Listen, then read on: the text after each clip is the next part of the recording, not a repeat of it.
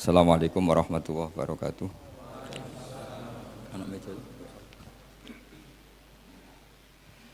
Bismillahirrahmanirrahim. Wa sholli wa sallim ala habibina nabiyina Muhammadin sallallahu alaihi wasallam wa ala alihi wasallam amma ba'du. Kajian siang ini halaman 291 tentang fi wujuhi mukhatabatihi. Jadi ikutnya an-naul khati wal khamsun. Jadi bab di sini menerangkan cara Allah memberi khitab atau membuat apa? Khitab. Khitab itu satu perintah dari Allah kepada kita. Itu ada sekian cara yang dilakukan Allah. Disebut fi wujuhi mukhatabatihi ta'ala. Jadi misalnya gini, yang menerima wahyu itu kan mau tidak mau Nabi Muhammad SAW. Tapi problemnya yang punya kasus itu umatnya. Tapi Allah kan nggak mungkin ngendikan langsung sama umatnya, mau tidak mau harus lewat Kanjeng Nabi. Misalnya perceraian itu terjadi pada Nabi apa pada umatnya? Pada umatnya. Tapi yang menerima wahyu itu Nabi apa umatnya? Nabi. Maka nanti aturan khitabnya begini. Pertama ya ayyuhan nabiyyu, wahai nabi, tapi terusannya unik. Idza talaqtumun nisa, jika kalian menceraikan istri kamu. Karena mau tidak mau yang dikhitab itu nabi karena yang terima wahyu, tapi yang mengalami kasusnya kasus itu umat. Utang yang gitu, nabi itu tukang utang apa tidak? Kan tidak. Tapi umatnya sering utang. Kadang sampai mati ya ninggal utang. Mau tidak mau harus dijelaskan. Yaitu idza tadayatum bidainin ila ajalim musamman faktubu. Sehingga dalam teori ulumul Quran disebut khitabun lin nabiyyi khitabun li ummati. Menghitabi nabi dalam hal-hal yang sifatnya kasuistik itu sebetulnya hakikatnya khitab kepada umatnya. Tapi mau tidak mau komunikasinya Allah tentu kepada nabinya. Tapi yang punya kasus itu umatnya, kayak kasus tolak, kasus utang piutang. Sehingga ini perlu diketahui supaya orang itu enggak ngira bahwa itu tentang Nabi. Misalnya idza talaqtumun nisaa fatallikuhunna li'iddatihinna wa ahsul iddah. Itu bukan Nabi mengalami tolak tapi siapa?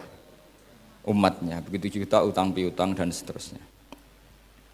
Sehingga ada aturan di khitab itu ada 3. Khitabun lin nabi wal murad ya an nabi. Allah ngendikan kepada nabi, yang dimaksud ya memang nabi. 2, Allah ngendikan kepada nabi tapi yang dimaksud umatnya. 3, Allah ngendikan kepada nabi yang dimaksud juga nabi plus umatnya. Berarti ada 3 bagian.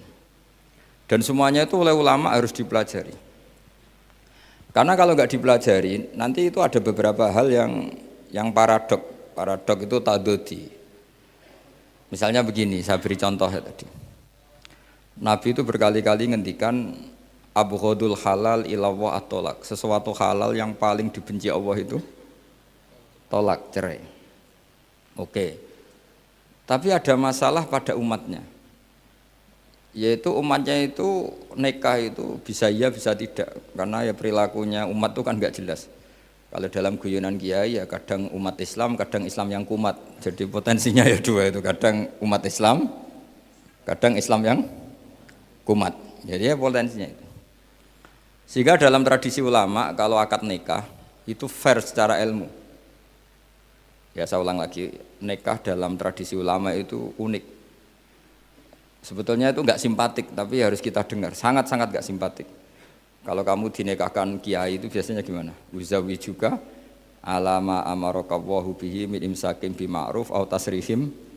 Itu kalau diterjemah itu maknanya itu kacau. Kamu saya kawinkan dengan satu perjanjian. Kalau sebaiknya terus ya terus, kalau sebaiknya cerai ya cerai. Itu barokahnya orang tidak tahu bahasa Arab itu ya amin amin.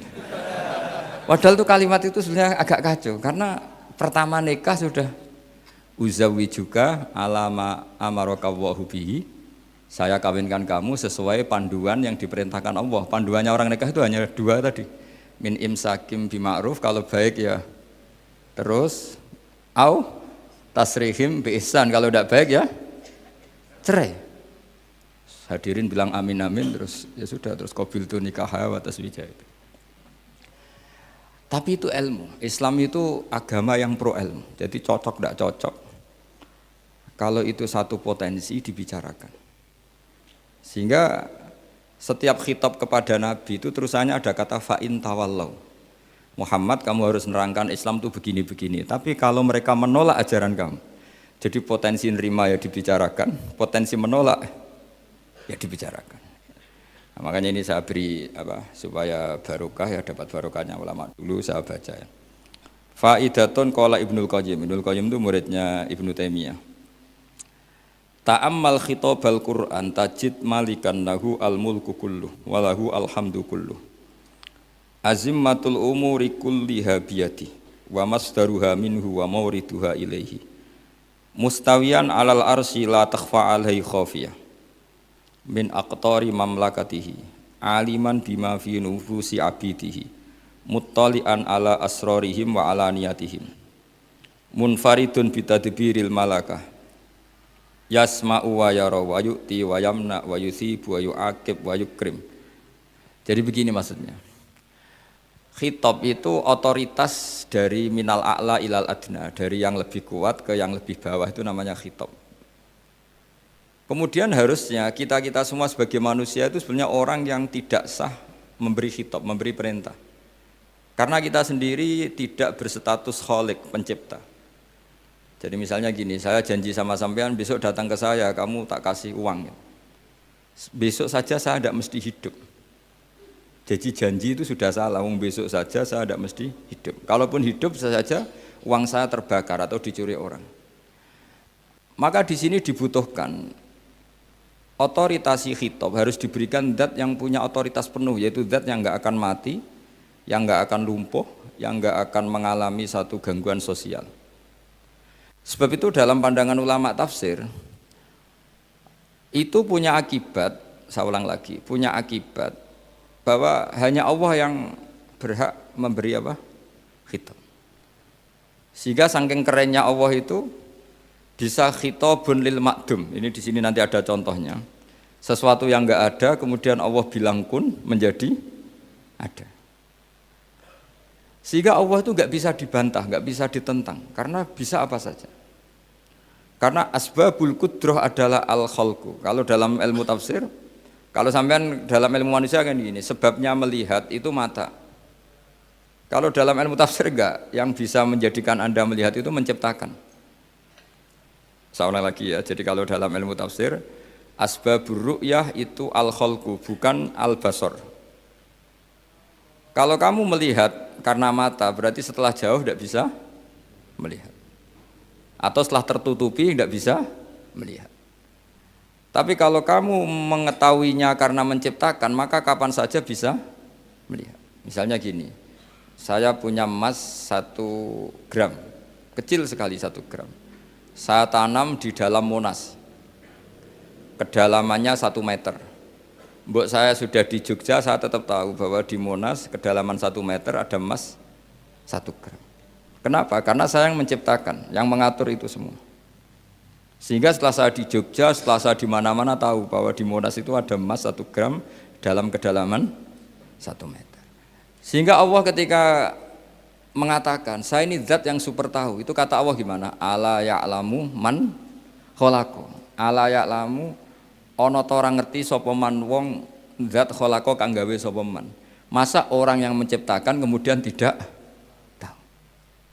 Jadi awal tahu itu karena menciptakan. Tapi kita ini sudah lama jadi bodoh karena kita tahunya pakai mata. Sehingga kita mengatakan bagaimana orang buta bisa tahu wong dia buta. Kalau dia yang menciptakan tetap tahu. Tadi misalnya orang buta di kamar mandinya masang paku atau masang apa, dia tahu kalau di kamar mandi saya ada paku. Kenapa kok tahu? Karena yang masang saya. Nah, ini penting saya utarakan supaya nanti itu gampang analisis ayat-ayat berikutnya. Otoritas itu, otoritas khitab itu harus diciptakan dulu. Nah, baru setelah punya otoritas, saya ulang lagi, baru punya hak khitab. Nah sekarang enggak, para raja, para presiden, para dosen, para kiai itu sering melancarkan khitab sementara dia tidak menguasai apa yang akan terjadi. Makanya Allah mengkritik kabura maktan indallahi antaqulu ma la tafalun. Itu salah besar ketika kamu seakan-akan memegang otoritas pada sesuatu yang sebenarnya kamu itu tidak pernah melakukan, tidak pernah ikut menciptakan. Misalnya jong kowe nak nurut aku sok ben mesti uripmu kepenak. Otoritas itu dari siapa coba? Urip kepenak ya di luar wilayah kita, kehidupan besok juga di luar wilayah kita. Sampai kita kalau mau ke kuburan itu panduannya Nabi gimana kalau berdoa? Apa? Assalamualaikum daro qaumim mukminin wa inna insyaallahu bikum lahikun. Salam untuk kalian semua dan kita insya Allah suatu saat akan bertemu, insya Allah. Padahal mati itu adalah satu keharusan. Tapi kalau yang di kuburan itu orang mukmin, kita tidak ketemu lagi sama mereka jika kita mati kafir, karena nanti tempatnya beda. Yang satu alamatnya surga, yang satu alamatnya neraka. Maka kata ulama, kata insya Allah di situ adalah kita masih berharap mati dengan status yang sama, sehingga bisa ketemu. Jadi itu artinya gini, di selain Allah itu bilang janji, bilang khitab itu enggak sah. Dulu kan Nabi Muhammad SAW itu saking yakinnya setiap problem itu ada malaikat Jibril datang, saking yakinnya. Suatu saat ada orang Yahudi tanya, Muhammad kalau kamu Nabi betul, beritahu kami tentang Dzulqarnain, beritahu kami tentang Ruh, beritahu kami tentang Luqman Al-Hakim. Nabi karena reputasi hariannya dipandu Jibril bilang, ya sudah besok datang lagi ke sini tak jawab. Ternyata Jibril nggak datang, padahal semua ditunggu lama nggak datang sampai ratusan. Padahal yang tanya orang Yahudi yang sukanya bully Nabi, lama nggak datang. Lama-lama protes, Jibril ini gimana, saya dalam keadaan tertekan malah tidak datang. Datang-datang Jibril dengan tanda kutip nyalahkan. Yaitu ada ayat wala taqulanna li syai'in inni fa'ilun dzalika ghadan illa ayyasha. Jangan katakan besok bisa melakukan sesuatu tanpa mensandarkan itu semua kepada kekuasaannya Allah Subhanahu wa taala. Akhirnya semenjak itu Nabi mensyariatkan kalau kamu janji harus mengatakan insyaallah.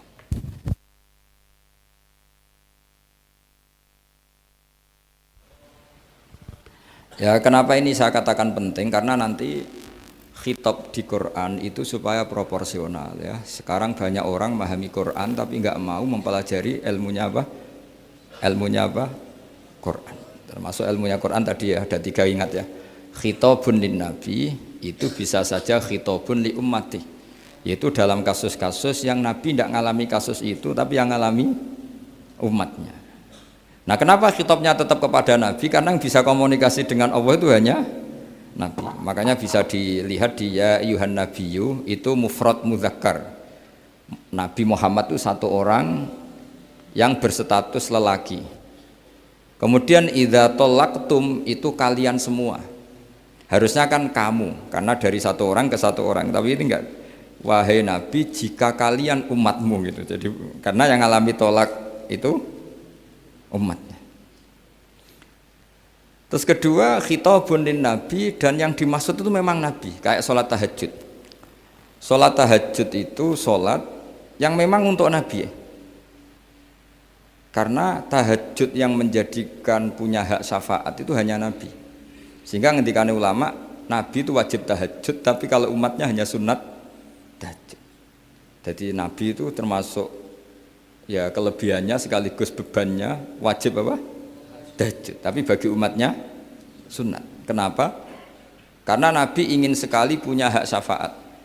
Kemudian sama Allah diberi instruksi, diberi syarat wa minal laili fatahajjat bihi nafilatal lak asa ayyab'atsaka rabbuka maqama mahmuda. Muhammad kalau malam kamu harus tahajud supaya kamu nanti diberi hak syafaat. Itu kalau umatnya tahajud nggak boleh sampai diteruskan ayat-ayat sa'ayab asuka, karena kamu tidak punya hak syafaat. Disyafaati saja tidak mesti.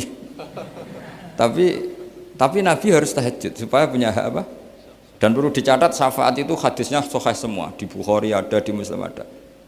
Cuma orang berlebihan cara menolak syafaat atau mengimani syafaat. Ada yang berlebihan ngimani sampai tidak pernah ngamal baik, mentang-mentang nanti dapat syafaatnya Kanjeng Nabi. Ada yang nggak percaya syafaat. Itu ya kebablasan juga, padahal itu ada di hadis sahih semua cerita syafaat. Itu khitabun Nabi dan yang dimaksud memang Nabi. Sehingga umatnya tidak wajib tahajud tapi Nabi wajib tahajud. Terus ketiga, khitabun lin Nabi sekaligus khitabun li ummati. Itu yang dimaksud di hadis Arba'in Nawawiyah, wa inna wa ta'ala amaral mursalin bima amaral bil mu'minin, atau dibalik amaral mu'minin bima amaral bil mursalin, dibolak-balik sama. Yaitu para nabi ya dikhitabi memakan sesuatu yang thayyibat, para orang mukmin juga kena khitab memakan sesuatu yang apa? Thayyibat. Ini sama. Jadi ya ini ada tiga berarti ya, khitabun lin nabi, tapi yang dimaksud umatnya, khitabun lin nabi yang dimaksud adalah nabi saja. Terus ketiga, khitabun lin nabi yang dimaksud plus umatnya. Nah, kajian seperti ini penting.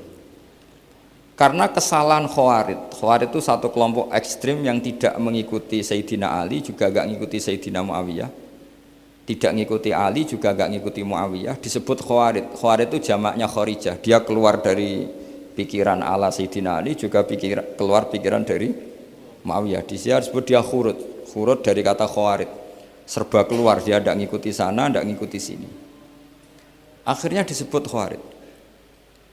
Nah, Khawarij itu orang yang berpikir sesuai kritik yang dilakukan Quran. Tapi mereka lupa bahwa yang punya otoritas kritik itu Allah. Karena yang kalau boleh sama-sama terganggu, kerajaannya itu hanya Allah. Gini saya beri contoh ya. Yang punya hak ketika sepeda motor saya kamu pakai, yang punya hak menentukan itu gasap apa pinjam itu saya apa orang lain? Saya. Ketika yang pakai nggak pamit itu teman akrab saya atau anak saya atau orang yang saya ridhoi, itu namanya gasap apa pinjem nggak pamit? Ya udah, ini harus jelas. Tadi pagi saya ngaji direktorat, saya bilang di fikih itu ada istilah ulima ridhohu, sesuatu tidak pamit formal tapi sudah diketahui ridhonya. Makanya di fikih ada bab namanya mu'atoh, tadi pagi saya terangkan ya. Di perdebatan fikih itu ada bab namanya apa? Mu'atoh dari kata ato yu'ati, mu'atotan, saling transaksi yang non verbal tapi maklum. Ya seperti kalau kamu marung itu contohnya, kalau kamu marung di kantin terus makan gedang goreng, itu nyuri apa beli? Coba jawab saja. Kalau dikatakan beli kamu belum bayar, kalau dikatakan nyuri terang-terangan. Coba kalau mbak-mbak milih mana, itu nyuri apa beli? Kalau beli belum bayar, kalau nyuri kok terang-terangan ya, nggak nyuri apa beli?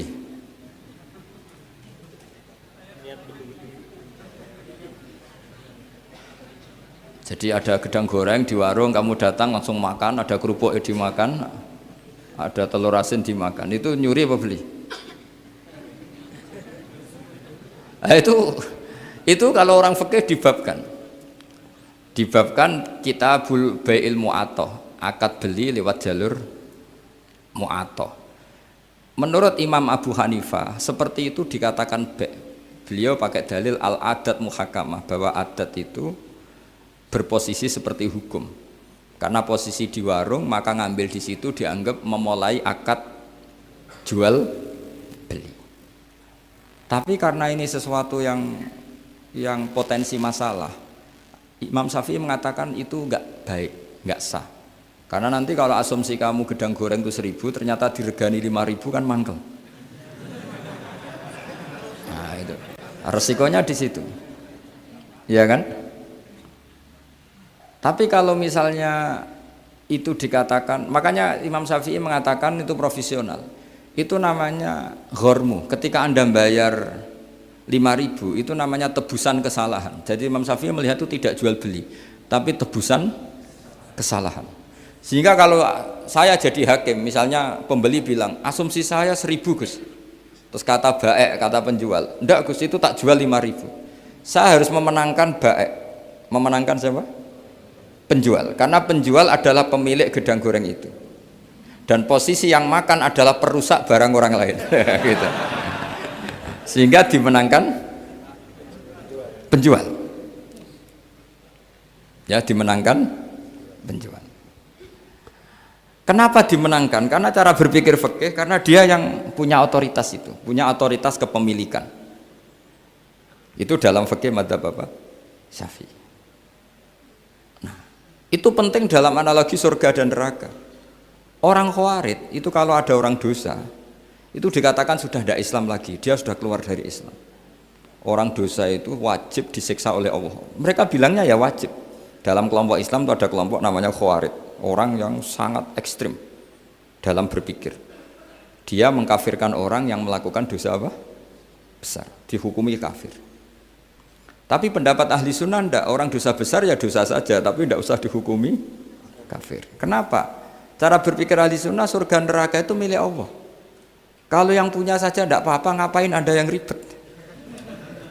Yang punya surga neraka itu Tuhan, dan Tuhan memanggil-manggil orang yang salah itu disuruh tobat. Anibu ila rabbikum, wahai hambaku yang berlebihan, yang masih dosa, ayo kembali ke saya. Kapan saja kembali ke saya tak terima. Sehingga dalam madzhab ahli sunnah, otoritas khitab, otoritas kepemilikan yang berhak ya yang punya, orang lain itu nomor 2. Sehingga tadi kalau Anda bawa kayak motor saya, dan Anda teman akrab saya, tidak pamit saya, kalau saya bilang itu nggak apa-apa ya nggak apa-apa. Kalau saya bilang apa-apa ya apa-apa, nggak penting orang lain. Sehingga ini wilayah yang agak sensitif, tapi ini ilmu, mau tidak mau kita harus dengar. Sehingga di fikih ada bab ulima ridhohu. Misalnya ada orang makan gedang goreng di warung terus ditangkap Pak polisi, wah ini pencurian, mesti bakulnya nggak terima, enggak pencurian, memang tak jual. Nah, yang kasus begini, ini yang kasus, ini mungkin kasusnya anak-anak yang masih kos atau masih mahasiswa. Warung kantin dijaga ibu-ibu. Ada anak makan lahap, dikira belinya cash. Setelah dimakan ternyata akadnya utang. Nah, itu pertanyaannya itu halal apa enggak? Karena asumsi baiknya monggo-monggo. Karena apa sudah mengkhayal nanti ada sekian uang cash didapatkan. Ternyata nyatet atau utang. Nah, kalau ngomong di depan, Bu saya mau makan di sini utang, kira-kira enggak boleh. Wah itu ada sekian PR, makanya saya sering muji orang-orang yang enggak alim. Enak-enaknya orang tuh orang enggak alim, karena enggak kesulitan seperti ini. Kita sebagai peneliti fikih itu sering kesulitan. Nah sama Anda misalnya naik Grab atau naik taksi atau apa, ketika Anda naik itu posisinya gasap apa pinjem, dikatakan akad sewa belum bayar, dikatakan pinjem nanti harus bayar. Jadi ada sekian masail fikih yang jadi perdebatan. Nah, apapun itu nanti kata finalnya itu dia yang punya, yaitu supir taksinya atau baeknya, penjaga warung tadi. Nah, sehingga hukum itu bagi orang lain sudah tidak sah kecuali bagi yang punya. Nah di sini ini kelihatan benarnya madzhab ahli sunnah wal jamaah. Ahli sunnah mengatakan apapun salahnya seseorang setelah dia beragama Islam itu wilayahnya Allah. Kita tidak bisa berbuat apa-apa. Makanya ada ayat laisalaka minal amri syai'un aw yatuba alaihim aw yu'adzibah. Muhammad meskipun kamu kekasih saya, kamu tidak punya otoritas menentukan si A dimaafkan, si A disiksa. Otoritas itu hanya bagi saya kata Allah. Sehingga banyak orang yang Nabi kurang srek karena membunuh pamannya Hamzah malah dikasih tobat sama Allah, namanya Wahsy. Wahsy itu orang yang Nabi gak suka karena pernah membunuh Sayyid Hamzah di perang Uhud. Tapi sama Allah marah dikasih tobat. Sa'labah yang sering ibadah di masjid, sering iktikaf, saking seringnya ibadah itu sampai digelari hamamatul masjid, merpatinya masjid. Tapi na'udzubillah beliau malah berakhir dengan su'ul khatimah. Kita tidak pernah tahu. Kenapa begitu? Karena begini, wilayah yang absolut itu hanya milik Allah Subhanahu wa Ta'ala. Sehingga Nabi kalau ketemu Wahsy ya bilang iman kamu sudah saya terima, Islam kamu sudah saya terima. Tapi saya ini manusia, tolong sembunyikan wajahmu dari saya. Karena kalau saya ingat kamu itu mangkel karena ingat kamu pernah membunuh Hamzah. Tapi saya sebagai Nabi harus nerima iman kamu karena Nabi itu gak boleh dendam. Tapi kalau mangkel-mangkel sedikit kayaknya agak boleh mungkin ya, mungkin itu ya. Tapi profesional Nabi sebagai manusia nggak berkenan melihat Wahsy, tapi sebagai Nabi legowo terhadap imannya Wahsy. Tapi Allah sendiri yang ngendikan laisa laka minal amri syai'un aw yatuba. Coba orang munafik, kayak apa salahnya orang munafik? Tapi ketika Allah ngendikan tentang orang munafik gimana? Wa yu'adzibal munafiqina in sa'a aw yatuba. Allah bisa saja menyiksa orang munafik insya Allah kalau berkehendak, ya tuba, atau Allah mengasih tobat. Nah karena pendapat ahli sunnah itu lebih valid sesuai ayat-ayat Quran, maka yang diikuti mayoritas di dunia adalah mazhab ahli sunnah wal jamaah. Dan itu dimulai cara berpikir yang sederhana, yang berhak menentukan khitab ya yang punya, titik itu saja. Yang berhak menentukan khitab ya yang, lah tentu yang punya alam raya ini hanya Allah Subhanahu wa ta'ala. Makanya Allah mensifati dirinya Malik Yaumiddin. Kita tidak bisa. Makanya bahaya ya, pikiran-pikiran kayak Khawarij itu bahaya. Sampai enggak usah tanya saya. Lalu Khawarij kalau di era modern siapa Gus? Anda provokator kalau tanya gitu. Ya itu tidak boleh provokator. Pokoknya pikiran itu salah karena membatasi otoritas Allah Subhanahu wa ta'ala. Allah itu paling tersinggung kalau sifatnya dipakai, dicatut. Di Sahih Muslim itu ada riwayat, di hadis Muslim termasuk hadis Sahih itu Bukhari dan Muslim, itu ada seorang soleh sujud. Pas sujud dia diinjek orang preman, kira-kira seperti itu kalau sama diinjek. Terus si yang sujud tadi bilang gini, wawahi, ada kata wawahi la yaghfiru wallahu laka, demi Allah, Allah tidak akan maafkan kamu. Saat itu juga Allah ngasih wahyu kepada Nabi di zaman itu, bilang ke yang sujud, pahala sujud tak cabut, dia tidak punya pahala, dan yang menginjek dosanya tak ampuni. Terus Nabinya tanya, kenapa ya Allah? Saya tersinggung, kata Allah, hanya disetatuskan nggak bisa memaafkan. Padahal wa anal ghafir wa anal akhid bidzunub, saya adalah zat yang bisa maafkan, bisa nyiksa. Kenapa status saya tinggal satu? Allah kan bisa kan, walillahi mulkus samawati wal ard, yaghfiru liman yasha wa yu'adzibu man yasha. Tapi si yang sujud tadi menstatuskan Allah hanya satu, yaitu yu'adzib, menyik. Itu kata Allah, kok enak, saya ini Tuhan, bisa menyiksa, bisa mengampuni, kenapa status saya jadi satu? Kamu kan mesti gak terima. Status kamu dihilangkan satu, terima enggak? Gak terima. Sebagai suami kamu tetap punya dua status, bisa meneruskan nikah, bisa menceraikan. Coba status kamu tak ambil satu, gak boleh menceraikan. Istri kamu gendut, walek, cerewet. Wah, posengnya bukan main itu. Sama mbak-mbak juga sama.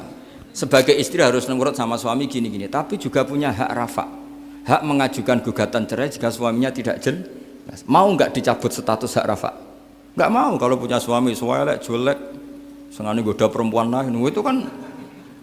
Nah, Allah itu punya status bisa memaafkan, juga punya status bisa menyiksa. Terus orang-orang yang sok soleh dengan tanda kutip itu kadang-kadang inginnya Allah tuh nyiksa terus sama musuhnya. Kalau sama dia memaafkan terus. Terus corong Jawa kan aku mbahmu tapi kan gitu kira-kira itu. Kok enak gitu. Nah, jadi ya sudah seperti itu. Lagi-lagi kata kuncinya apa? Beri otoritas itu hanya kepada Allah Subhanahu wa ta'ala karena dia adalah pemilik otoritas sejati. Sehingga zaman Nabi siapa saja itu ya mungkin orang kayak apa dulu, Khalid bin Walid, perang Uhud kalah, itu panglimanya orang kafir zaman itu siapa? Khalid bin Walid. Dan dia melakukan pembunuhan masif zaman itu, tapi dia dikasih tobat, namanya Khalid bin Walid. Tapi Sa'labah yang tukang di masjid kadang berakhir seperti itu. Ya sudah, akhirnya kita mau tidak mau ya sudah introspeksi. Sampai sesoleh apapun kita selalu diajarkan doa, ya muqallibal qulub tsabbit qalbi ala dini. Karena kayak apa kalau hati kita dibolak-balik? Karena cara berpikir tentang Islam dan tentang ateis atau tentang kekafiran itu mirip satu visi. Makanya ini hati-hati mahasiswa karena senangnya berpikir sendiri. Ada ngelantur kemana-mana. Saya beri contoh. Sampean kalau sekarang masih miskin, berbahagialah. Karena miskin itu mudah jadi orang dermawan. Kalau orang sudah kaya itu ribet. Coba misalnya sampean jadi santri saya, tak contohkan. Biasanya santri kalau sama kiainya akan loyal. Kamu miskin punya ayam 2, tak minta 1 boleh enggak? Boleh, padahal itu 50%. Ya, terus punya uang 100.000, tak minta 50.000 kira-kira boleh enggak? Boleh, padahal itu 50%. Tapi kalau kamu kaya, punya uang 1 miliar, tak minta 500 juta, boleh enggak kira-kira? Padahal itu berapa? 50%. Gampang mana dermanya orang kaya sama orang miskin? Untuk mengamal 50, itu mahasiswa yang masih miskin-miskin, uangnya hanya 100.000, nraktir temannya habis nggak masalah. Padahal itu berarti 100%. Uangnya 50.000 diminta temannya dikasihkan semua. Padahal itu aset satu-satunya. Nah, Sa'labah itu cara berpikir gitu sehingga Allah tersinggung. Saya beri contoh ya, Sa'labah itu singkat cerita kan kalau habis jamaah salam langsung lari pulang. Terus ditanya sama Nabi, kenapa kamu kesusu pulang gitu? Istri saya di rumah masih belum pakai baju karena gantian sama saya. Saking miskinnya tuh baju itu gantian. Sama nggak usah bayangkan lalu di rumah telanjang kayak apa, berarti kamu kamu porno berarti, tidak boleh. Pokoknya ceritanya seperti itu, tidak usah lari, gantian pakai itu. Singkat cerita, ya Rasulullah, bu saya ini didoakan kaya. Sampai 3 kali Nabi bilang bisa saja miskin itu lebih baik bagi kamu. Lama-lama sampai memaksa Nabi, akhirnya Nabi berdoa. Terus beliau kaya. Dan Sa'labah agak salah, dia nggak minta paket kaya barokah, tapi mintanya kaya saja, diturutin kaya. Pertama punya kambing di pegunungan ya, kalau di Arab itu kan kambing diletakkan di Jabalen, Mabinal Jabalen, di antara 2 lembah itu 40 sampai 80 sampai 4.000. Singkat cerita ketika 40 Nabi sudah memerintahkan sahabat diminta zakat. Berarti kalau 40 itu 1, kalau 80 kira-kira 2. Ya sudah gitu. Sebetulnya ketika 40 kalong 1 terkurangi 1 zakat itu kan ringan karena masih 39. Ya kayak tadi kamu punya uang 1 juta, jangan 1 juta, 500.000 sudah agak berat kamu. Tidak, gini saja, tak beri contoh betapa mudahnya dermawan bagi orang miskin. 1 juta itu kan zakatnya berapa? 25.000 ya, rubul usyur kalau dalam bahasa Arab itu berapa? Kalau bahasa kampus kan berapa? 2%, 2,5 ya, 2,5. Itu bahasa keliru sebetulnya, sama ikut saya saja. Saya itu berkali-kali, saya pernah garap matematika, cepet-cepetan mbak pakar matematika, itu mesti cepet saya. Karena saya ini agak bedui. Orang bedui itu cara berpikir itu lebih gampang. Jadi kalau orang Arab, tak ajarin matematika Arab ya, itu nggak ada porogapit. Jadi begini cara berpikir orang Arab itu berpikir bertahap. Ya kalau 2,5 itu kalau orang Arab bilang rubul usyur apa? Rubul usyur, 1/4 dari 10. Jadi kalau orang Arab berpikir bertahap. Jadi misalnya 1 juta, 1/10-nya berapa? 100.000. Terus 1/4-nya berapa? 25.000. Jadi disebut rubul usyur, 1/4 dari 1/10. Jadi 1 miliar, cari 1/10-nya dulu, 100 juta. Terus 1/4-nya. Sehingga nggak usah porogapit ruwet. Jadi orang Arab kalau bilang 1/10 sama 1/20 itu tidak bisa. Karena nanti dadak porogapit. Orang Arab bilang al-usyur atau nisful usyur. Misalnya zakatnya apa itu zuruk, berarti 100, 1/10-nya berapa? 10. Terus orang Arab kalau misalnya pertanian kamu biayai zakatnya 1/20. Orang Arab bilang bukan 1/20, nisful usyur. Berarti berapa? 100 usurnya 10. Separuhnya 1/10, berarti 5. Lah 5 ini bahasa kamu apa? 1/20. Ya, bahasa orang kampus 5 kan 1/20. Kalau 10 1/10. Kalau orang Arab bilang apa? Usyur atau nisful. Kan gampang gitu. Ya saya ulang lagi ya. Berarti kalau 1/10-nya 1 juta, usurnya berapa? 100, nisful usur 50. Ya, gampang mana matematika Arab sama matematika ini sama? Daripada sama gaya porogaf itu pusing saya lihat itu. Ya sudah gitu aja, pokoknya diusurkan semua. Orang Arab kalau bilang itu diusurkan semua, berarti 1 juta. Misalnya zakat mal kan 2,5, berarti 1 juta. Usur dulu, berarti 100.000. Lah zakatnya itu rubul usyur, 1/4 dari 1/10. Ya di 1/10 dulu berarti 100. Habis itu rubul usyur, 1/4 dari 1/10 berarti. Jadi gampang saja, 1 juta tulis saja langsung 100.000 usyur, terus 1/4-nya 25. Gampang mana? gampang lagi pakai kalkulator gitu.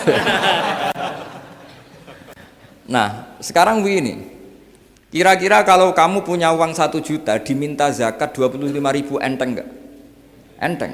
Biasa kan kita punya uang 1 juta naktir teman sampai habis 100.000 200 enteng. Tapi kalau sudah 10 juta 10 juta berarti rubul usurnya berapa? 250. Kalau 1 miliar 25 juta. Wah itu sudah pikiran kamu kan bikin toko baru, bikin konter baru. Nah kalau 100 miliar berapa? 200. Nah sak labah ini ketika dimintai zakat ketika 40 enggak, masih kambing 40 enggak mau, 80 enggak mau, sampai hampir 4.000. Kalau 4.000 misalnya digawe rata-rata 51 aja, digawe bulat ya.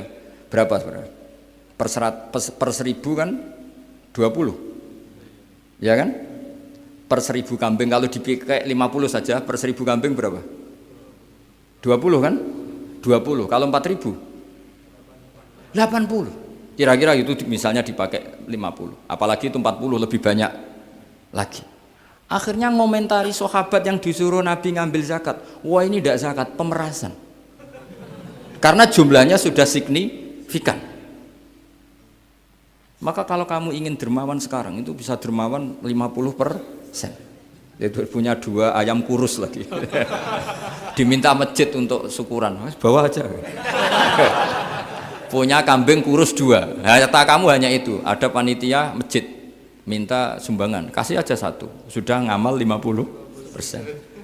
Tapi kalau punya sapi limusin 2 yang per 1 harganya 70 juta, kalau diminta 1 kan nilainya tetap 50%. Gampang mana orang miskin sama orang kaya ngamal? Orang miskin. Terus kedua hebatnya orang miskin itu kalau ngamal itu dramatis. Itu. Betul itu. Jadi makanya kenapa Nabi suka orang miskin. Loh, saya pernah ditanya, saya ini punya teman yang kaya raya. Dia biasa ngamal 1 miliar, 2 miliar. Dia nggak terima sama fatwa saya, Gus kenapa Anda masih muji orang miskin? Ngamalnya tuh banyak saya sekali ngamal bisa 1 miliar, setengah miliar. Tapi kata saya, ngamal kamu itu tidak dramatis, nggak seru kata saya. Terus dia tanya, kok bisa Gus? Dia orang kaya, paling ngamal 1 miliar untuk bangun masjid, 1 miliar, setengah miliar bangun pondok, setengah miliar. Tapi kalau orang miskin, misalnya tukang beca, orang miskin kan pasti kawannya orang miskin. Kan nggak mungkin orang miskin utang Abu Rizal Bakri, utang Yusuf Kala kan nggak mungkin. Kenal saja ndak. Orang miskin kan utangnya sesama orang miskin. Itu pasti itu kan hukum sosial itu. Nah ternyata itu apa? Hari itu anaknya ndak makan, hari itu istrinya mau kelahiran. Utang sesama miskin, diutangi 50.000. Tapi uang ini dramatis. Kalau hari itu nggak makan mati. Artinya apa? Ada orang ngamal 1 miliar untuk bangunan, kadang aksesoris, yang satu ngutangi 50.000 tapi taruhannya nyawa. Nah sekarang menyelamatkan nyawa sama bangunan keren mana? Maka berbahagialah orang miskin karena komunitas mereka ini utang piutang urusan apa? Nyawa. Jadi ini lebih dramatis, lebih dramatis, lebih keren. Makanya utang piutang orang miskin itu paling diabadikan Quran karena lebih keren, lebih keren. Karena nyawa apa? Loh saya ini kan termasuk kecil sudah kiai agak keren, sudah kiai agak mapan. Itu kalau orang-orang kaya nawarin saya paling Gus nggak ganti mobil, nggak ganti aksesoris mobil itu. Itu nggak keren. Al-Nadikan tetap ngamal pun nggak keren. Tapi kalau orang miskin, saya sering kan dengar cerita mereka orang itu ngeri. Kayak cerita yang diabadikan Quran itu, wa yu'thiruna ala anfusihim walau kana bihim khassasah. Itu Nabi ngumumkan saya punya tamu tapi hari ini saya tidak bisa hormat tamu. Ada sahabat yang usul, saya ya Rasulullah.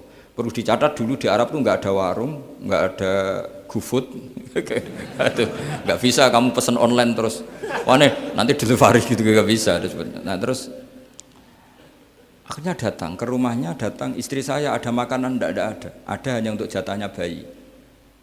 Terus ya sudah bayinya kamu tidurkan supaya jatah itu dimakan tamunya Rasulullah. Tapi kan jatahnya orang satu, tamunya kan malu kalau nggak ada yang nemanin. Terus ya sudah lampunya dimatiin, pura-pura kamu nemanin. Wes yang satu ya ada piring sama sendok pura-pura nemanin, yang satu makan betul. Itu diabadikan Quran. Karena apa? Dramatis gitu. Sehingga pagi-pagi dia datang ke Nabi, kamu punya amal apa? Sehingga tadi malam ada ayat wa yu'thiruna ala anfusihim wa law kana bihim khasasah. Mereka mengalahkan kepentingan dirinya sendiri meskipun punya kepentingan sendiri demi tamu tadi. Terus cerita dia, kita tamu tadi malam ya Rasulullah, yang saya sanggup menghormat, sebenarnya saya tidak punya apa-apa, hanya jatah bayi. Itu aja dramatis, bayinya ditidurin dulu. Tapi tidak disuntik ganja, tidak ditidurin. Ditidurin biasa nanti kan. Ditidurin biasa terus suami saya pura-pura nemani, lampu dimatikan. Nah, mungkin tamunya saking laparnya gak penting mikir itu, yang penting makan aja. Jadi maka sebetulnya orang-orang miskin itu tidak usah iri, wah itu orang kaya bisa ngamal masjid 1 miliar, 2 miliar. Tetap ngamalnya ini sesuatu yang tidak mendesak. Tapi sesama orang miskin, kalau temannya minta tolong itu mesti dramatis. Istri mau kelahiran, kematian, kelaparan, pokoknya yang diselamatkan itu seru semua. Artinya gini ya, kalau miskin ya nikmati saja, itu ada peluang untuk menyalip pahalanya orang-orang. Tapi yang kaya ya tetap kaya. Kalau semuanya miskin, nanti yang miskin kerja di mana kalau semuanya miskin? Ya kembali ke tadi, ke ilmu khitab. Kalau ini tidak dipelajari, maka orang khawarij ini megang otoritas. Tidak bisa. Mereka enggak menguasai pintu surga maupun pintu neraka, enggak bisa. Mereka dengan seenaknya, tobatnya orang yang pernah gini enggak diterima. Tidak bisa. Wilayah yang nerima tidak itu wilayahnya Allah Subhanahu wa Ta'ala. Sehingga kita tetap berpendapat sesuai eksplisit yang ada di Quran. Walillahi mulkus samawati wal ardi, apa? Yaghfiru liman yasha wa yu'adzibu man yasha. Sehingga enggak boleh kita pegang otoritas agama, enggak boleh. Kita hanya bisa menjelaskan. Kalau pegang enggak boleh. Misalnya saya dengan sampean surganya dulu mana? Bisa saja dulu jenengan. Kok bisa Gus? Iya kan mungkin wah keren ngaji tawaduk mau. Mungkin saya dari bab tawaduk keren sampean. Di bawah saya di atas. Di bab tawaduk keren sampean. Sehingga kalau surga kok jalurnya tawaduk mesti dulu sampean.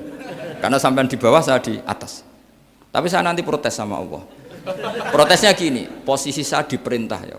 Gayanya mereka duduk di bawah, tapi merintahkan saya supaya mau mengajar. Jadi nggak ada sopan-sopannya karena mereka merintah ya.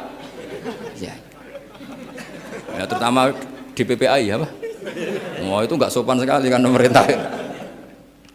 Sehingga kalau yang dipandang makanya masyhur itu kan. Ada wali itu yang satu jadi wali karena sholat di shaf awal. Keren kan, shaf awal fadilahnya utamanya kan luar biasa.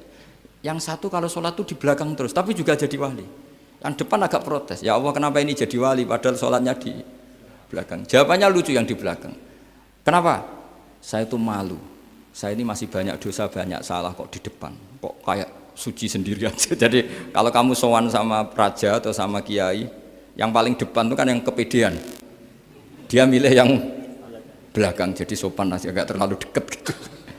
Orang itu tidak pernah tahu, kadang-kadang Allah itu kita tidak pernah tahu. Andai kan boleh dibahasakan, kita tidak pernah tahu cara berpikir Tuhan. Jadi Allah itu zat yang mau, ya itu tadi otoritasnya penuh. Makanya saya pernah cerita di mana-mana, di kitab-kitab yang saya baca itu ada 2 orang yang ahli neraka, sudah di neraka. Ini sekaligus ijazah, saya ulang lagi sekaligus ijazah, bisa dipraktekkan nanti itu. Setelah itu 2 orang ini dipanggil ke surga sama Allah. Allah itu tanyanya ya aneh, enak di neraka, ya udah enak di neraka. Ya gak enak di neraka kok ditanya enak enggak ya gak enak. Ya sudah kembali lagi ke neraka, lari kencang-kencang, lari menuju neraka, lari. Sama Allah dipanggil lagi, loh kenapa kamu semangat?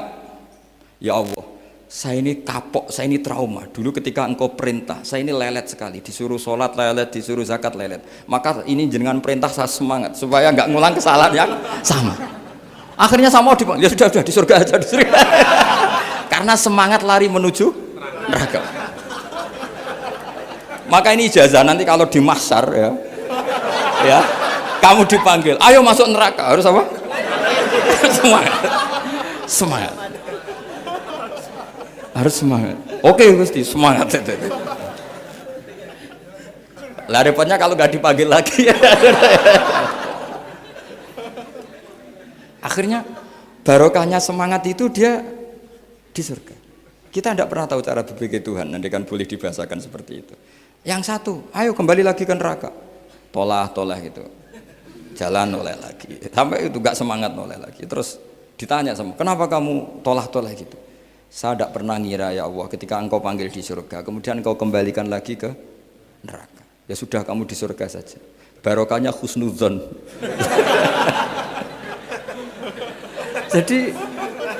Jadi Tuhan itu unik. Makanya dalam tradisi ulama itu ad-dinu ar-riwayah, agama itu riwayat. Sebagian diredaksikan inna hadzal ilma dinun fanzuru amman ta'khuduna dinakum. Agama ini, ilmu ini agama, maka lihat riwayatnya. Karena kita tidak pernah tahu cara berpikir Tuhan. Kita harus mengikuti riwayat yang diutarakan Rasulullah SAW. Karena kita tidak pernah tahu. Kayak tadi ada orang diinjek, kita mesti kan terprovokasi ingin bela yang sujud menyalahkan yang injek. Tapi ketika yang sujud mencatut nama Tuhan, Allah tidak akan memaafkan kamu. Itu Tuhan tersinggung karena sifatnya direduksi satu, diambil satu, disembunyikan satu. Loh, ada kan dia begini mungkin malah Allah maklumi. Saya tidak akan maafkan kamu. Enggak apa-apa Allah, kan saya. Kan tidak mencatut namanya Allah. Selama hidup saya tidak akan maafkan kamu. Allah enggak akan tersinggung. Karena dia sebagai manusia tentu punya dendam, punya rasa mangkal, punya emosi.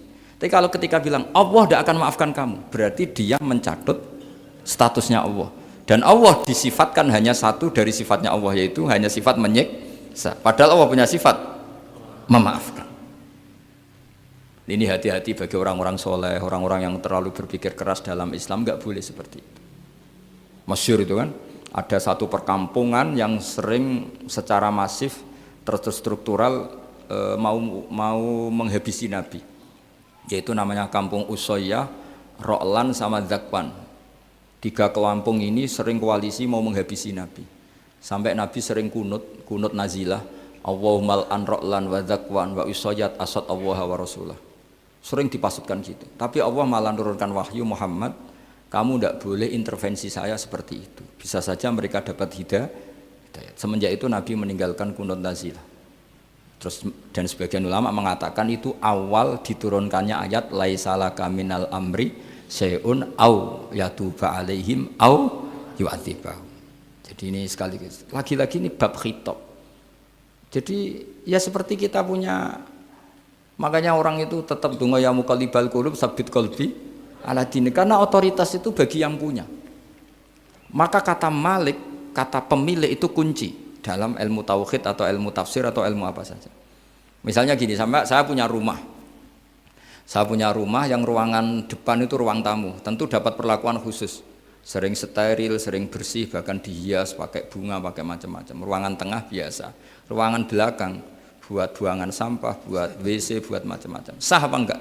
Sah. Kenapa? Karena saya pemiliknya. Apa? Karena saya. Tapi kira-kira yang sedang di ruang tamu, tanah yang sedang di ruang tamu yang dimanjakan juga enggak boleh kumo luhur. Bisa saja suatu saat saya rubah pikiran, rumah saya tak balik dari menghadap utara ke selatan. Yang dulu WC jadi ruang tamu, yang ruang tamu jadi WC. Langsung perlakuannya rubah 180 apa derajat, 360 derajat. Nah itu yang di sini nih, kenapa orang soleh pun tetap takut sama Allah, karena Allah itu yaf'alu ma yasha, bisa melakukan apa saja. Sehingga tradisinya ulama ketika zaman ini sudah rusak seperti ini, ulama-ulama tidak ada yang khawatir, karena Allah mensifati dirinya Al-Hadi sebagai zat penunjuk. Coba kita sudah tidak ditungguin Nabi, nggak ditungguin wali, nggak ditungguin orang-orang soleh dulu, tapi agama itu ya jalan sampai sekarang. Ada orang ngaji, ada orang sholat, ada orang zakat. Andaikan agama itu diserahkan manusia, sudah kita tidak bisa mempertahankan agama ini di zaman seperti ini. Tapi karena Allah itu Al-Hadi, zat yang memberi petunjuk, dan sifat Allah Ta'ala pasti tata'atsaru bi khalqih, pasti ada akibatnya di makhluk. Seperti Allah mensifati dirinya Ar-Razzaq, yang memberi rizki. Buat zaman buyut-buyut perang dijajah Belanda ya tetap makan, ya tetap kawin. Kadang istrinya banyak padahal zaman jajan Belanda. Kita enggak dijajah aja susah. Dulu itu babah kamu istrinya 1 atau 2? Buyut-buyut kamu banyak yang 2 padahal miskin. Karena Allah mensifati dirinya Ar-Razzaq. Mbok keadaan kayak apa orang tetap dapat rezeki. Begitu juga Allah mensifati dirinya Al-Hadi. Mbok keadaan dunia rusak kayak apa, tetap ada yang dapat hidayah. Jadi kamu tidak usah khawatir terhadap agama ini, karena Allah mensifati dirinya apa? Al-Hadi, zat yang memberi kayak apa Amerika, kayak apa Korea. Saya itu pernah di Korea, katanya negara ateis. Di sana TKI yang nyari uang, ternyata di sana itu bikin masjid. Coba kalau Allah menghendaki, di Korea ada masjid. Karena bikin masjid gak boleh, kalau nyewa boleh. Jadi Korea itu ada satu aturan kayak di Jepang, kayak di umumnya negara maju. Yang sudah fungsi sosial itu tetap sosial, gak boleh menambah yang baru. Jadi kalau dari gereja dibeli masjid boleh, tapi kalau tanah lapang dipakai masjid nggak boleh karena ngurangi tanah. Tapi kalau dari gereja jadi masjid boleh, dari bar untuk masjid boleh, dari pantai asuhan jadi masjid boleh. Pokoknya yang fungsi sosial.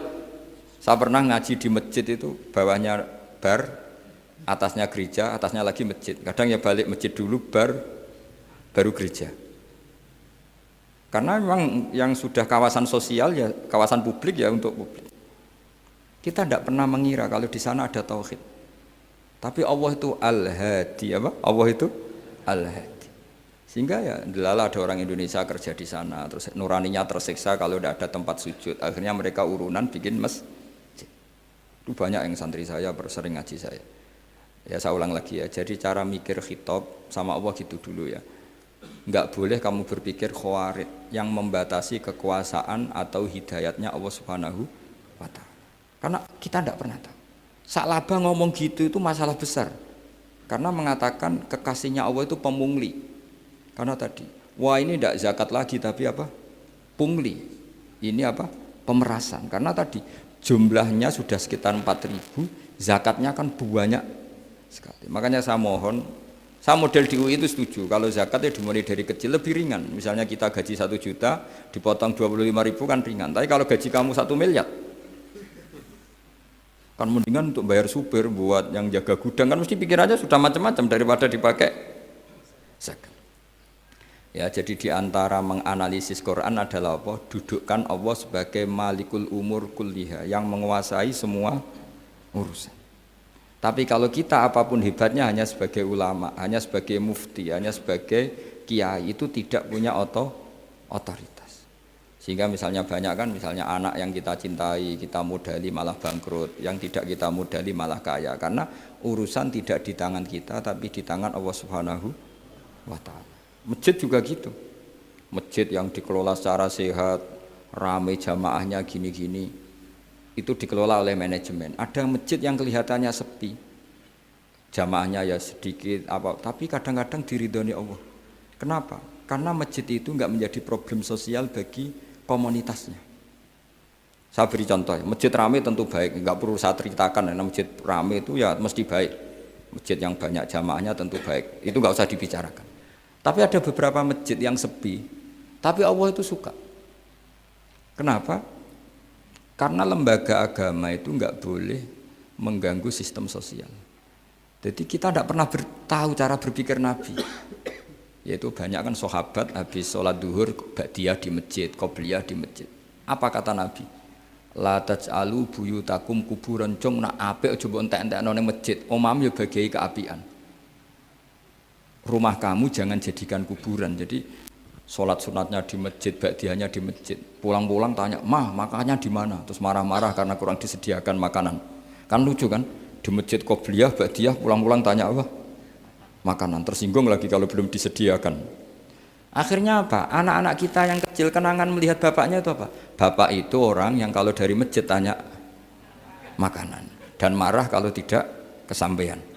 Coba kalau kamu datang dari masjid sholat, kenangan anak kamu apa? Bapak itu orang yang kalau datang dari pergi sholat. Sehingga kenangan anak-anak kita ini melihat kita sholat sujud di rumah. Sehingga Nabi membahasakan apa? Jangan jadikan rumah kamu sebagai kuburan, kasih jatah sholat. Sehingga ulama mengatakan jamaah itu paling baik itu di masjid untuk jamaah fardu. Untuk sholat sunat beberapa malah sebaiknya di rumah. Sehingga saya ini sebagai kiai ya sering bingung. Bingungnya kadang ada orang terlalu overacting, ingin masjidnya ramai sehat. Yang satu enggak. Saya ini sering dipamiti. Ya saya akhirnya bingung. Bingungnya ya barokahnya ngalim itu bingung, kalau nggak ngalim malah nggak bingung. Karena ya sudah harus gitu.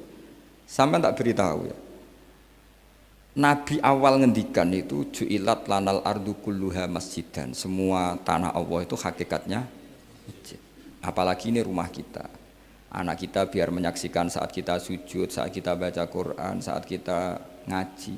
Kalau semua ini di masjid, kemudian Anda di rumah taunya makanan, menuntut ngopi, menuntut kenangan di keluarga kita kurang baik. Makanya Nabi membahasakan apa? La taj'alu buyutakum kuburon. Jangan jadikan rumah kamu sebagai kuburan. Apalagi ada pepatah lagi, al-ummu madrasatul ula. Ibu adalah madrasah pertama. Coba kalau kita ngajarin Quran di rumah, ya tentu masjid ya tetap ada kegiatan, tapi jangan sampai mematikan rumah.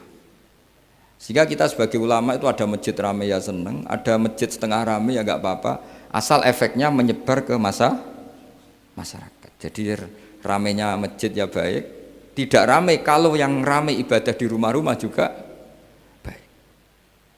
Maka dulu zaman Nabi Musa malah istilahnya waj'alu buyutakum qiblata wa aqimus sholat. Jadikan rumah kamu sebagai kiblat, sebagai tempat ibadah. Coba kenangannya Nabi kalau sholat malam itu di rumah apa di masjid? Di rumah, sehingga Aisyah punya kenangan sampai hatta waromat qodamau, sehingga kakinya Nabi bengkak. Dan Nabi alami saja. Kamu kira Nabi sholat punya kayak anak-anak sekarang kan yang ada ruang sholat, ternyata hanya dipasang sajadah sama tasbih, nggak pernah dipakai. Kalau Nabi enggak, yang dipakai Sayyidah Aisyah itu ya tempat sholat, sehingga kata Aisyah, Nabi itu sholat di tempat tidur saya. Kalau Nabi sedang berdiri, kakiku tak selonjorkan. Kalau Nabi sujud, kakiku tak ingkretkan. Ya di tempat Sayyidah Aisyah tidur itu. Nabi sholat. Pas berdiri kan berdirinya Nabi lama, Aisyah selonjor. Pas Nabi mau sujud, kakinya diingkretkan. Segampang itu Nabi. Akhirnya apa? Kenangannya Aisyah sebagai istri itu doa-doa tahajud, doa-doa. Coba kalau Nabi tahajudnya di masjid, Sayyidah Aisyah tidak punya kenangan doa-doa apa? Sehingga kita harus ngikuti ngaji. Kalau nuruti teori ya, sholat itu ibadah. Sebaiknya kalau ibadah ya di tempat ibadah. Tidak seperti itu cara pandang. Kata Nabi, semua buminya Allah adalah saksi kita ketika ketemu Allah. Semakin saksi itu banyak, maka semakin baik. Maka kalau sholat sunat, kesunatannya itu pindah-pindah tempat. Tapi ya jangan terlalu habis di sini terus pakai mobil ke sana gitu. Iya, kalau pas di perempatan ada orang cantik nggak jadi diterusin nanti. Tapi ini sama saya cerita ya. Jadi di antara mengkaji Quran itu mengkaji cara Allah membuat khitab. Dan yang kunci semua adalah Allah adalah zat sing otoritatif, malikul umurikul dia, pengendali dari semua. Maka kalau nyifati Allah ya tetap yaghfiru liman yasha wa yu'adzibu may yasha. Jangan pernah mengambil otoritasnya Allah Subhanahu wa ta'ala. Sekian, assalamualaikum warahmatullahi wabarakatuh.